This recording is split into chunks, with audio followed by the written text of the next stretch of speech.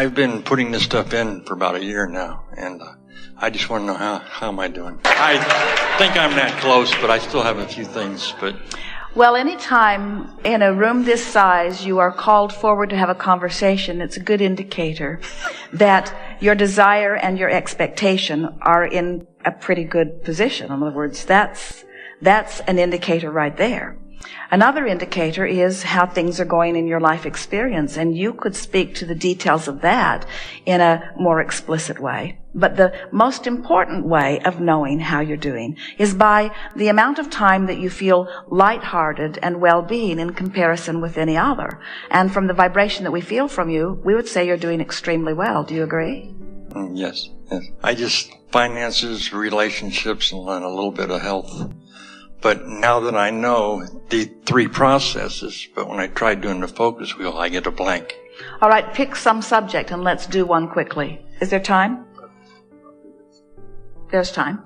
So pick a subject. Finances. So make an outside the vortex statement. In other words, start it by saying, I feel, and then just describe the feeling with an emotional word. I feel worried, I feel discouraged, I feel frustrated, whatever it is, about, and then make a statement. And then we'll poke around with it and make it soar for a minute. Well, I've only got X amount of money. I don't have any more coming in, but I feel concern that is it coming, or is it one pile that is just diminishing? Does it come on a regular basis? No, is it a certain I don't amount? have any income. Nothing's coming. There's just money. I have a certain amount in the bank, and I'm spending it.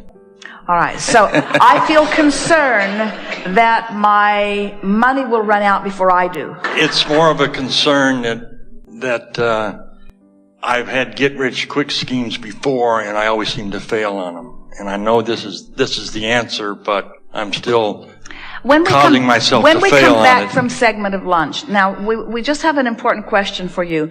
Can you be the first one after lunch and still enjoy your lunch? Yes.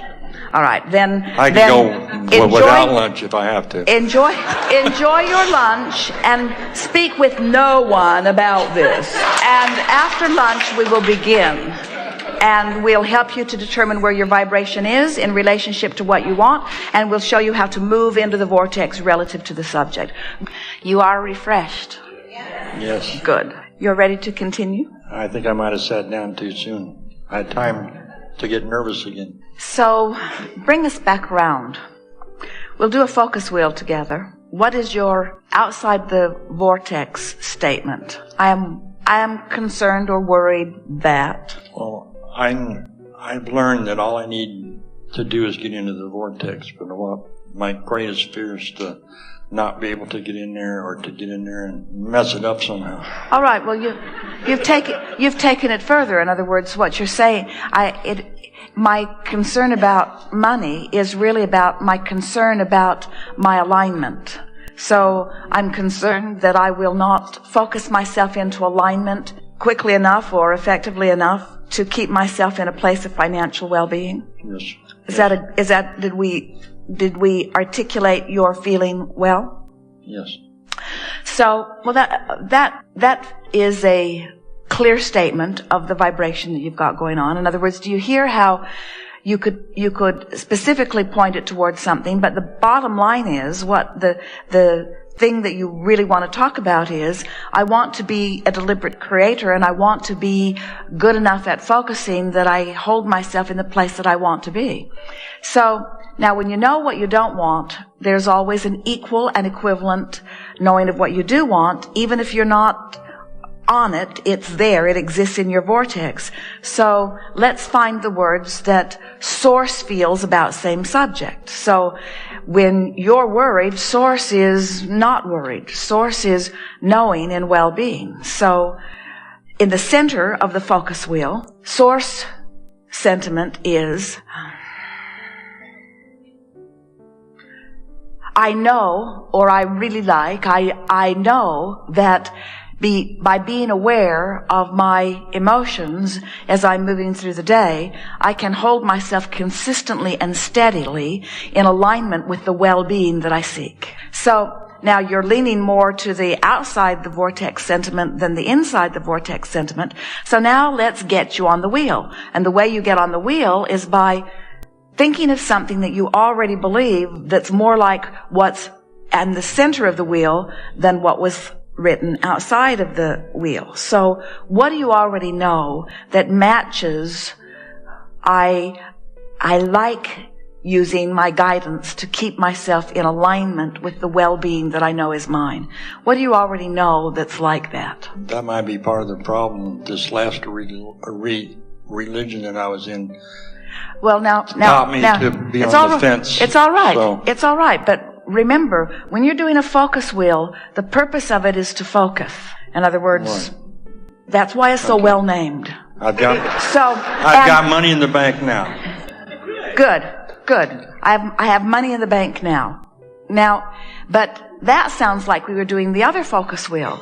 This focus wheel is about, in other words, you took it deeper before we even started this wheel. This focus wheel is about me trusting that I have guidance that will hold me in the place that I want to be in order to allow my well-being. So what do you know that matches that? I have survived through thick and thin for 58 years. All right. Well, that sort of doesn't put you in the vortex. That sort of throws you out. But you're close to something. So see if you can morph it into something.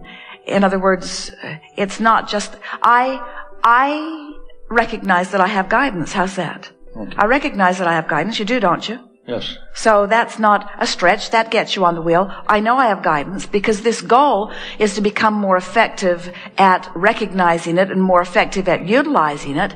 But I know I have guidance. So that gets you on the wheel. That doesn't throw you off in the bushes. What else can you say that's sort of like that will hold you there? I have always been able to figure things out. Excellent. I can figure things out, and much of the time that I've been figuring it out, it has been because I've intuitively known which way to go.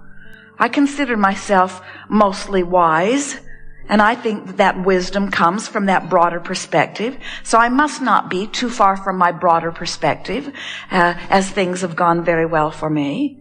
I can feel when I'm not in the vortex and when I am. That discernment is obvious to me. And it seems to me that that's the only discernment that is necessary in order to consistently move in the direction of the vortex and consistently move in.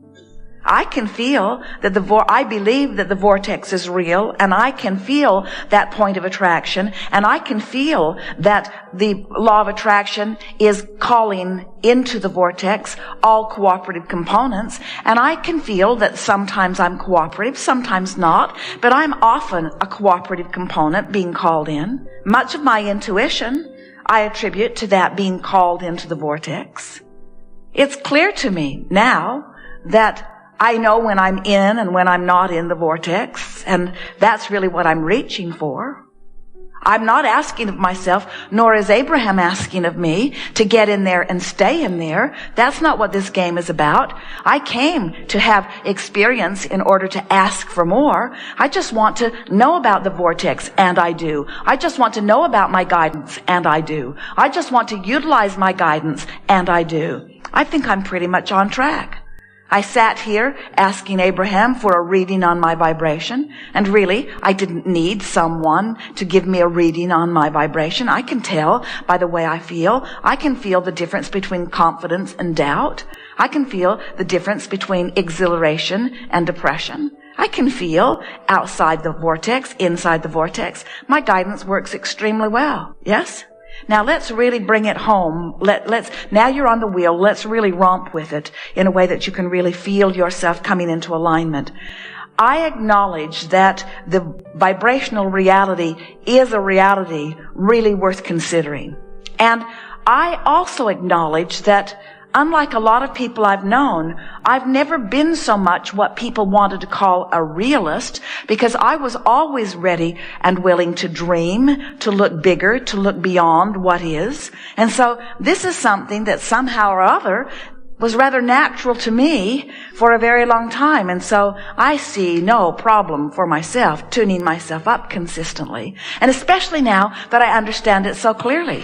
I can guide myself into the vortex, and so what if the vortex spits me out? I know how to get back in, and so what if the vortex spits me out? I know how to get back in. And it seems to me that I've been doing extremely well, given what I know, and now, given what I've really come to know, I will do even better. If nothing in my experience changed, except things just sort of moved along like they are, I'd do just fine for a long time. I have a really significant buffer and leeway while I tune myself to the veritable fortune that I've got amassed in my vibrational escrow. I've been making the statement that no more money is coming in, but from inside the vortex, I can never say that with accuracy again, because there is a plethora of money flowing to me. Vibrationally speaking, it is already there, and my attention to my emotion and my attention to my thought, putting myself consistently inside the vortex, is going to put me in a place where more money is going to flow from more directions, and I'm so looking forward to that influx. Yes? Yes. Feels pretty good, doesn't it? That's the work. Actually, I just feel neutral. That's my biggest problem. I've put in so much time being neutral, staying on the fence, not going one way or the other, that I've sort of turned off my internal guidance system. But consider this. Consider this. If you say, I'm not worried and I'm not excited, I'm just sort of neutral. I don't feel fear, but I don't feel enthusiasm. And we want to say to you that that's not a bad place to be, because what it means really is that you've acclimated to the higher vibration. At first, when you reach for the higher vibration, it's a real Yahoo down the canyon feeling. Because you're not used to it. And so when you first swoop into it, it's really exhilarating. But once you acclimate to that higher vibration, then you don't have that necessary high. It really takes, and we think you'll all appreciate this because we say it in the spirit of full disclosure, because we want you to accept that you came to have contrasting experiences. Right. But to really have an exhilarating life experience, you got to get out of the vortex occasionally and put more good stuff in it. In other words, because it's getting back into the vortex that is the real feeling of exhilaration. So you know your life is really working if you feel exhilaration moving in, and then stability and maybe even a little satisfaction and contentment as you acclimate there, and then get a little lazy or let life bring you a little more and the vortex spits you out. And right away you know you're out, you don't want to be, so you work being out of the vortex by acknowledging what you do not want. You focus on it and you make the most of this out of the vortex moment by knowing what you do not want, which launches more rockets into the vortex, and then you turn your undivided attention to getting back into the vortex. And then you feel yourself moving in, you say. Excellent. Thank you. And so now, we'll give you a reading on your vibration. You are more hopeful than you are doubtful. You are much more optimistic than you are pessimistic, but you are still more of a realist than you would be if you were spending more time in the vortex. I'll get there. We want you to be a vibrational realist.